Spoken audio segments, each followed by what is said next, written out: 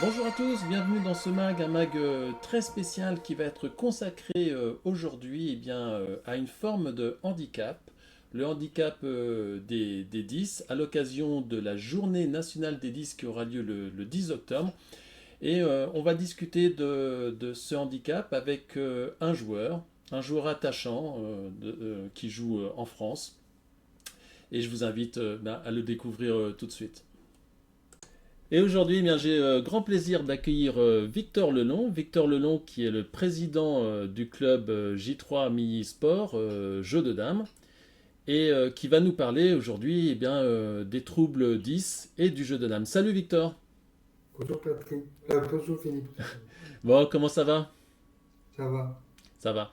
Alors, tu as eu une actualité assez chargée ces derniers temps. On parlera tout à l'heure de la Coupe de France hein, que tu as organisée avec la mairie d'Amilly. Et puis, on va surtout parler des troubles 10. Alors, euh, est-ce que tu peux nous parler de tes handicaps Oui, 10? oui. Donc je suis dyspraxique, dysphasique, dyscalculie et dysorthographie. Alors ça, c'était principale difficulté. Alors on rappelle, pour ceux qui ne connaissent pas le monde, entre guillemets, des 10, que la dyspraxie, c'est la difficulté à faire des gestes du quotidien, comme par exemple lasser ses chaussures ou faire des gestes. Quelle difficulté en dyspraxie tu rencontres que- que- que- Alors, donc, euh, par exemple, il y a doper certaines viandes, écrire, Écrire, oui, c'est difficile pour toi. voilà, tout, tout ce qui est repérage dans l'espace. Alors le repérage dans l'espace, ça c'est plutôt quel 10? C'est aussi la dyspraxie en Ah, fait. c'est aussi la dyspraxie, Oui, d'accord. Donc, tu vois, moi, je suis pas un spécialiste.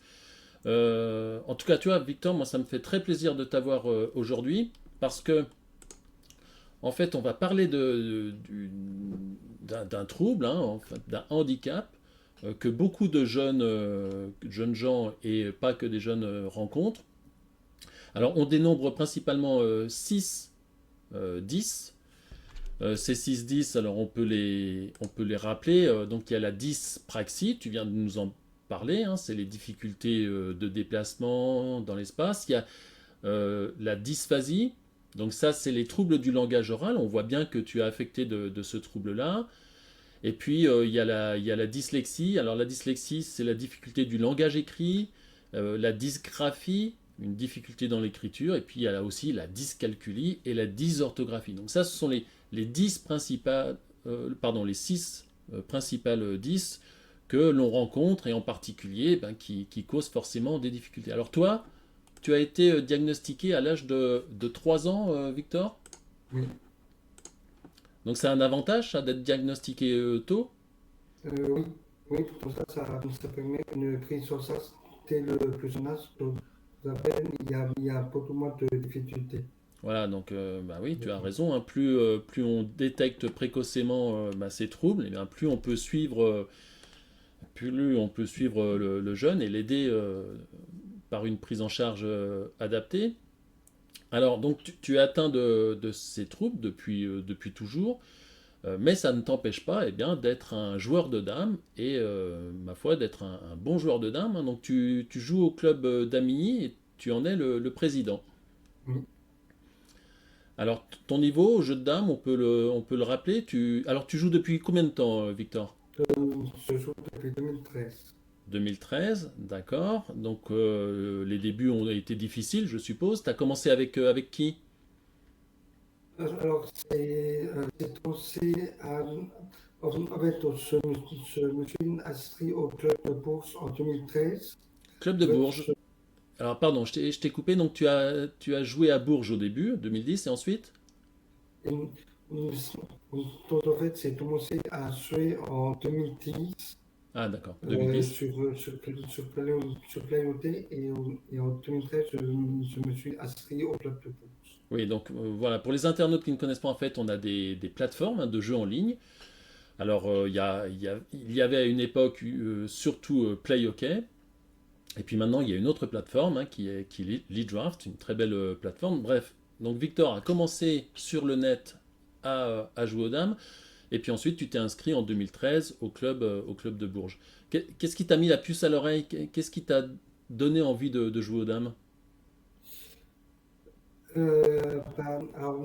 Alors, au début, c'était le plaisir de jouer. C'était?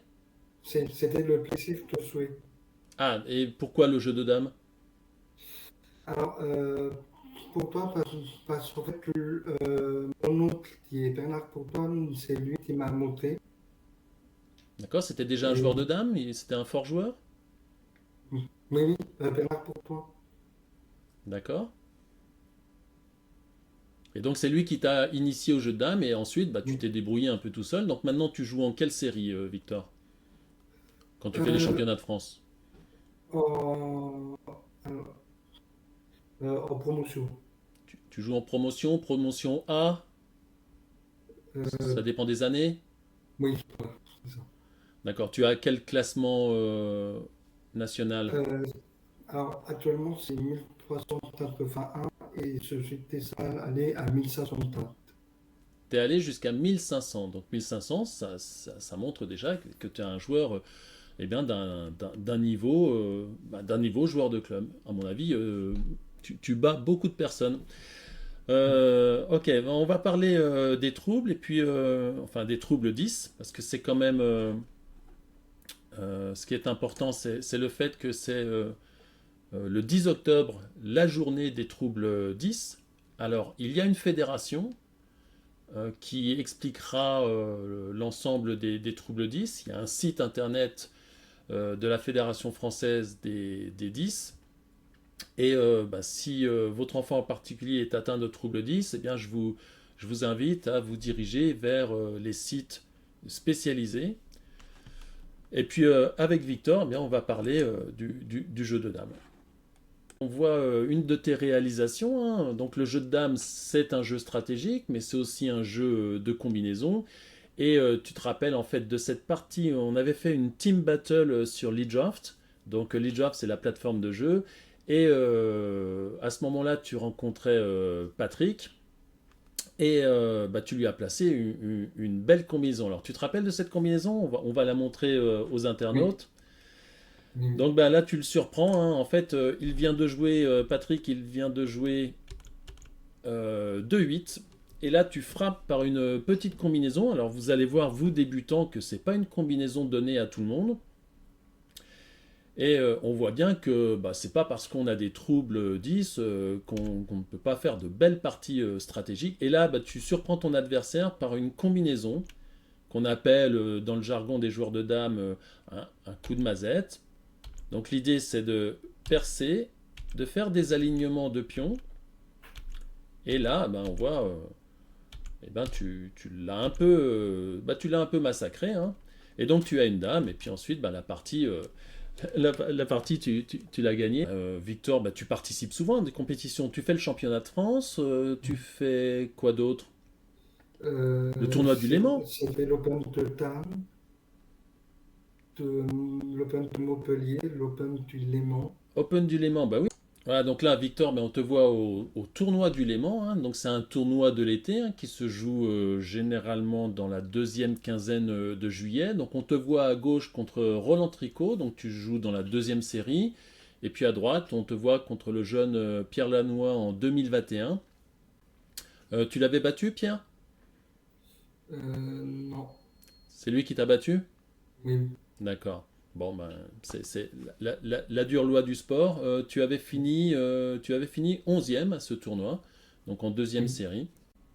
Un tournoi, on rappelle, organisé par le Damier Club du Léman, dont le président est Patrick Kopp. Et ces très belles photos, hein, on n'a pas souvent de belles photos de compétition. Et les photos sont prises par Mélanie Kopp, qui a, je trouve, le don de faire de belles photos du jeu de dames.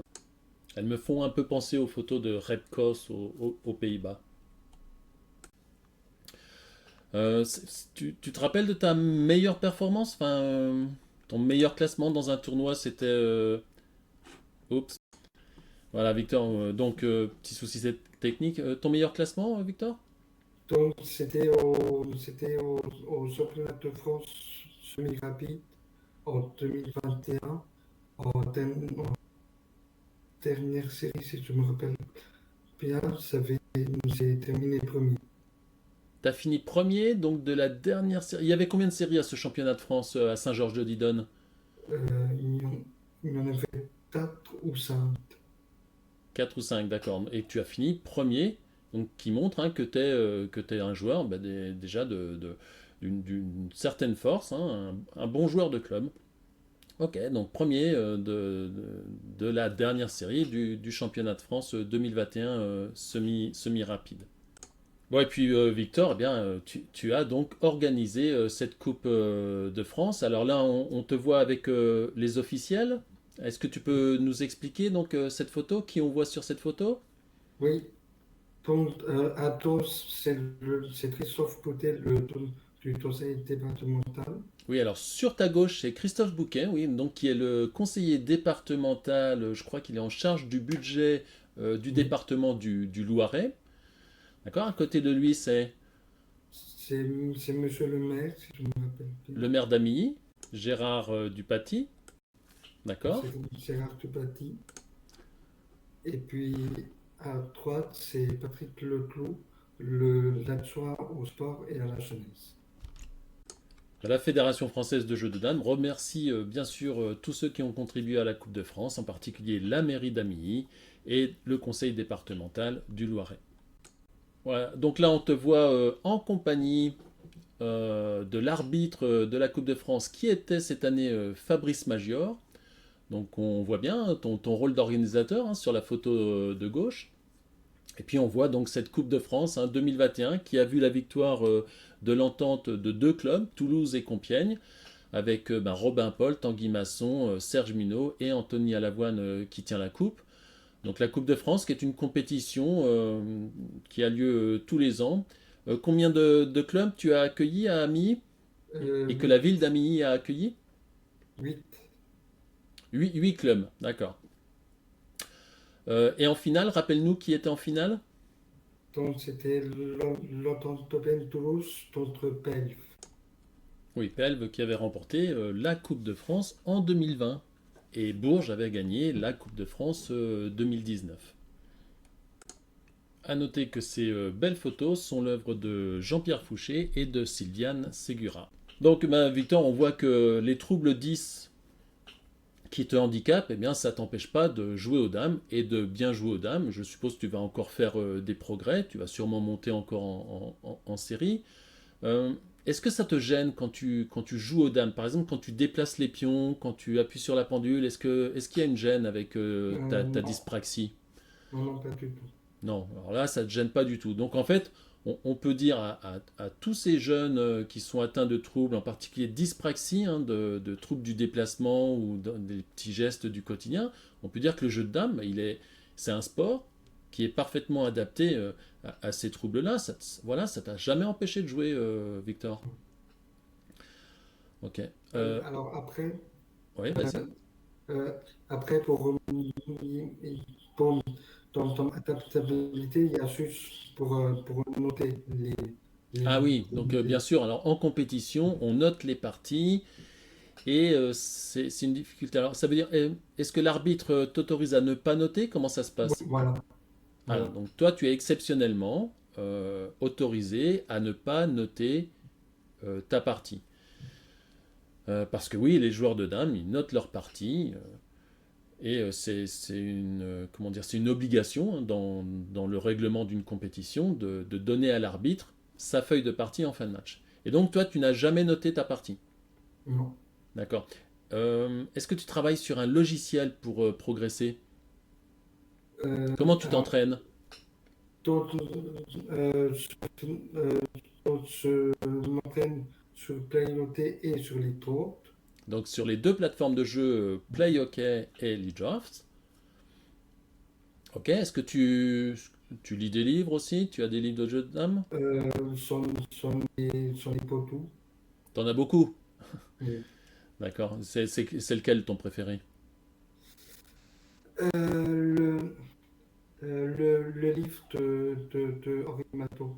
Le livre de Henri Macot. Donc Henri Macot, directeur des tournois de la Fédération française de jeux de dames. D'accord. Donc un livre qu'il avait écrit dans les années 90, je crois, 80-90. Ok, donc ça c'est celui qui t'a aidé à bien progresser à tes débuts aussi? Ah, je pense, après moi, je pense que c'est plus le fait de faire des parties. Ah, donc toi tu penses qu'évidemment progresser c'est plus en jouant des parties. Donc là tu joues sur le net, pas de difficulté avec la souris. Tiens, bah, d'ailleurs, Non. je suis en train de penser. Enfin, mis à part le jeu de dames dans la vie professionnelle, pour l'instant tu as un emploi, Victor? Non, je recherche du travail dans le secrétariat. Ah, tu recherches, donc tu es en recherche d'emploi et tu aimerais trouver un poste en secrétariat. Alors ça gêne pas les troubles 10? Alors, non, en fait, donc, ça sera un poste bien spécifique où il n'y a pas de taille. Voilà. D'accord. Donc, ok, donc c'est sur un poste adapté, bien sûr. Et puis, je suppose que pour l'orthographe, donc tu as quelques dysorthographies, tu as les correcteurs d'orthographe. Oui, voilà. Et puis, je suppose que ben, dans les mairies, dans les services, dans les différents services où on a besoin de secrétariat, ben, il peut y avoir une relecture de tes textes. Et puis, ben, moi, Victor, je te connais depuis quelque temps. Il n'y a pas de problème sur les textes que tu nous envoies. Et d'ailleurs, bah, tu as de temps en temps contribué à ce qu'on se fasse connaître de certaines associations liées au handicap. Moi, je pense que tu te rappelles d'une réunion qu'on avait fait avec l'ADAPT. Oui, je me rappelle très Et bien. donc, on avait discuté d'un partenariat. Et bon, c'est vrai qu'avec le confinement, les choses, elles ont été un peu plus délicates. Donc, tu as déjà fait des animations aussi avec des associations. Tu peux nous en parler, nous en dire quelques mots? Mais alors, donc, c'est fait une initiation au Suriname avec une association de Saint-Quentin. D'accord? C'était une Euh, association d'amis? non, une association qui est passée à Saint-Quentin, Ah, Saint-Quentin, d'accord. Ok, et là, dans le nord. tu avais montré le jeu de dames. Voilà. Moi, ce que je trouve très, très fort de ta part, c'est que malgré tous les troubles que tu as, les troubles 10, eh bien, tu es actif. Et ben, on le voit hein, avec la Coupe de France, on le voit avec les animations qu'il t'arrive de faire quelquefois. On voit aussi avec ta volonté de participer à cette commission handicap de la Fédération française de jeux de dames. Et puis ben, j'espère que ça portera ses fruits. Donc aujourd'hui, on parle des 10. Victor, tu es atteint de pratiquement tous les troubles 10. Mais encore une fois, ben, ça ne t'empêche pas de jouer aux dames et donc de pratiquer ce sport de l'esprit. Euh, ce que je te propose là, on va faire une petite Oui, pause, on va aller regarder quelques combinaisons qu'il y a eu ces derniers temps, parce que dans le mag, on aime bien présenter quelques belles combinaisons qui se sont produites. Et puis, bah, tu vas regarder ça avec nous. oui, ok. Alors, on va commencer par un spécialiste de l'aspect tactique du jeu de dames, le russe Nikolai Germogenov, qui s'est illustré cette année dans plusieurs tournois, en particulier au championnat du monde de Tallinn, par une très belle combinaison. Par plusieurs d'ailleurs belles combinaisons. Donc ici, il est opposé au polonais Filip Kuczewski. Et dans cette partie très tendue, les blancs ici vont commettre l'erreur par 39-34 et Germogenov frappe par cette combinaison assez subtile avec pour finir un coup de revenez-y. Et la subtilité, c'est le fait que les blancs doivent continuer à prendre et la dame noire ramasse le pion qui était un peu avancé et la partie se terminera par le gain pour les noirs. Alors on poursuit avec Jan Groenendijk, joueur néerlandais très fin tacticien qui là au championnat du monde 2021 va gagner contre Igor Czartoryski. L'erreur des Blancs, 43-38. Et là, Jan Groenendijk, hein, qui sait réaliser des combinaisons dès les débuts de partie. C'est vraiment un spécialiste de la tactique, Jan Groenendijk. Il fait des parties très tendues, très risquées. Et donc là, prise de 2 de nouveau. Le revenez-y. Et donc, on a égalité, mais le pion blanc avancé est simplement voué à la disparition chez les Noirs. Et donc Jan Groenendijk gagnera cette partie.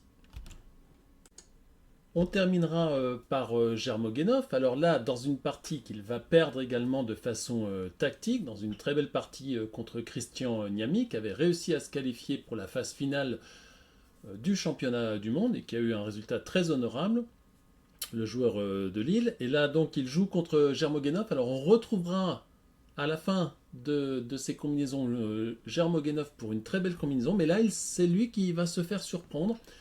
Alors, première salve. Alors, c'est une combinaison qui ne va pas rapporter grand-chose à Christian Niami. Une combinaison classique. Donc, on perce et on va aller faire une dame. Mais la dame, vous allez voir, va être reprise. Simplement en redonnant 2 et en donnant 1. Donc là, on est à égalité. La partie va se poursuivre. Et là, peut-être que Germogenov va s'endormir un peu et va se faire surprendre par cette finesse ici. 34-30.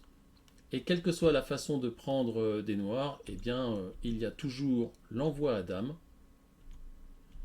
et la prise de ces 5 pions et Christian Niami qui gagnera cette partie.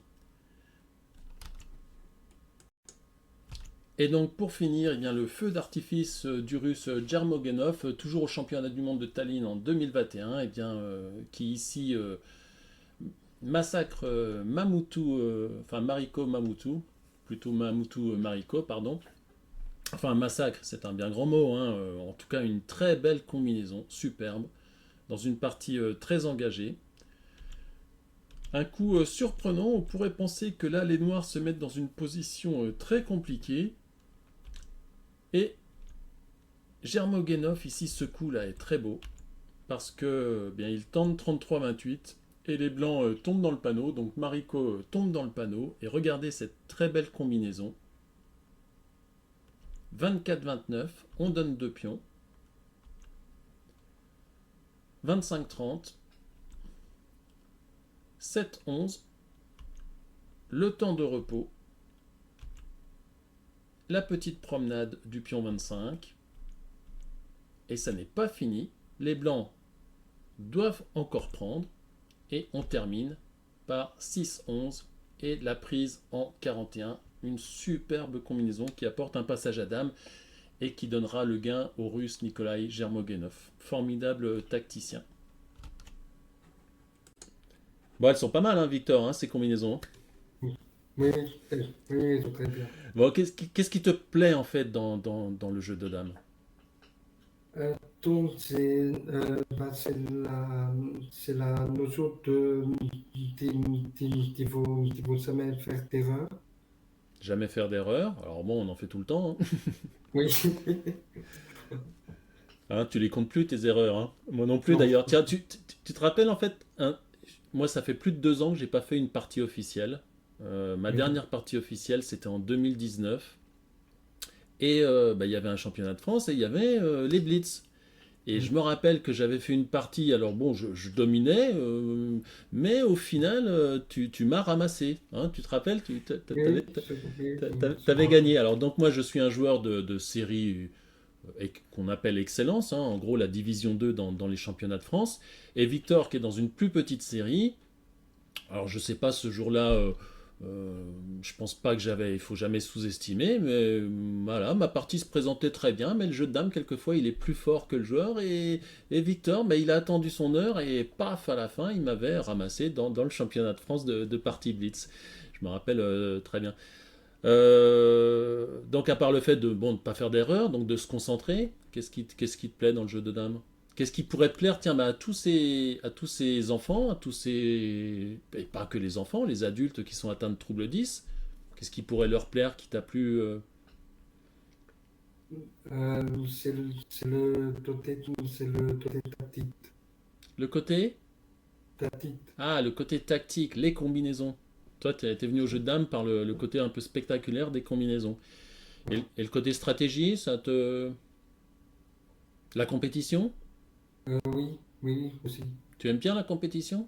Oui, oui, Quand tu démarres un championnat, tu veux gagner, évidemment.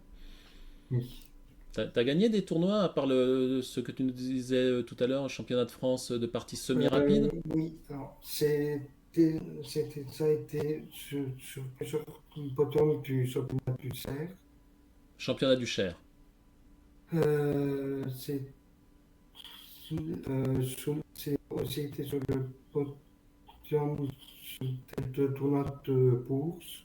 Tournoi de Bourges, d'accord. Donc tu as fait différents tournois. Donc en fait, voilà, tu pratiques beaucoup la compétition. Alors tu m'as dit, en 2013, tu as commencé à Bourges et ensuite tu es arrivé au club d'Amilly.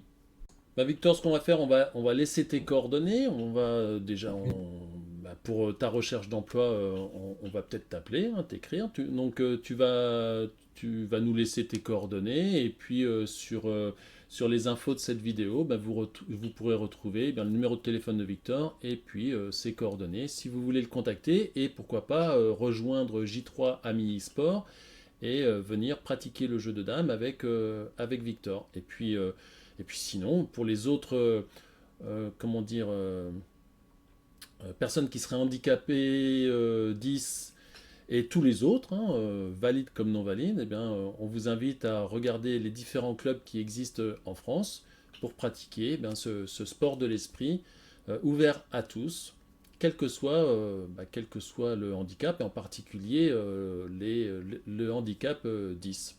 Alors il y a d'autres handicaps, hein, on en parlera peut-être dans d'autres mags. Il y a le handicap de la vue, donc les malvoyants jusqu'aux aveugles. Hein. Les aveugles en fait peuvent jouer aux dames. Donc on aura peut-être l'occasion de faire un mag spécial sur le jeu de dames dans le milieu du handicap. Aujourd'hui, c'était la journée 10. Alors rappelle-nous la date de C'est la journée 10. c'est le 10 octobre. Voilà, donc c'est samedi. Voilà.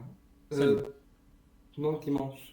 Dimanche. Donc cette vidéo, on va peut-être la mettre un petit peu avant pour initier cette journée 10 qui est organisée par différentes associations. Et puis on rappelle qu'il y a une association, la Fédération française des 10, qui saura vous orienter vers des psychologues, vers des neurologues.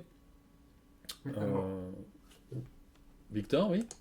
oui, euh, ton c'est plus des ergothérapeutes. Des ergothérapeutes. D'accord. Toi, par exemple, t'as une souris Non, non, normale? oui, normal. D'accord. T'as pas opté pour une souris verticale? Non. Non, non. D'accord. T'as une souris normale, donc tu pratiques l'informatique comme tout le monde. Voilà. Parce que tu me parles d'ergothérapeute, souvent les ergonomes, ils adaptent le poste de travail. Oui, oui, c'était plus dans mes années scolaires. Ah, toi, tu avais Pas besoin du d'un tout. Voilà. ergothérapeute. D'accord. Bon, mais sinon, voilà, dans les associations 10, on retrouve des psychocliniciens, enfin des psychologues, des spécialistes de ces troubles-là qui sauront vous orienter. Eh bien, écoute, Victor, moi j'ai été ravi de parler avec toi de ces troubles-là, de ton parcours, jeu de dames, commencé il y a déjà plus de 10 ans. Tu avais quel âge quand tu as commencé? Euh, Autour, je dirais. 11 ans? Tu as 21 ans maintenant? Non, c'est 23 ans. Tu as 23 ans, d'accord. Donc tu étais un jeune adolescent quand tu as commencé le jeu de dames. Et le jeu de dames, ça te plaît, tu fais des compétitions, tu pratiques un sport. Eh bien, on vous invite tous, hein, valides comme souffrant d'un handicap, comme le 10, ou d'autres handicaps compatibles avec le jeu de dames, à rejoindre les clubs qui vous ouvriront leurs portes. Eh bien, Victor, moi je te souhaite de belles parties. Prochain championnat, c'est quand? Tu sais ce que... C'est samedi prochain le tournoi du Mans. Ah, tu vas faire le tournoi du Mans. Eh bien, écoute, je te souhaite bonne chance. Tu salueras pour moi Jean-Louis Farcy. Oui, Et puis tous les joueurs du Mans. Je ne vais pas tous les citer parce que je vais les oublier. oui. À bientôt, Victor. Ciao. Oui, bientôt. Au Salut. revoir.